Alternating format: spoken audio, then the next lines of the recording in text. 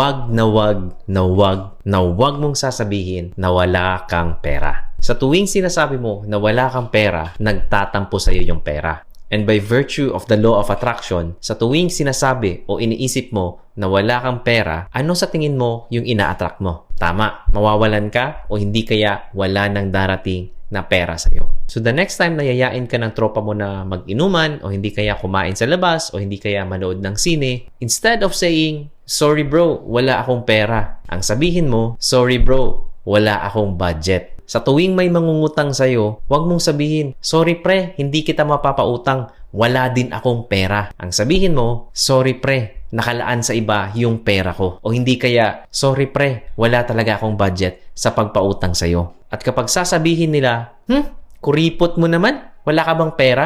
Excuse me, may pera ako pero wala akong budget para sa bagay na yan. It's a very simple thing to do.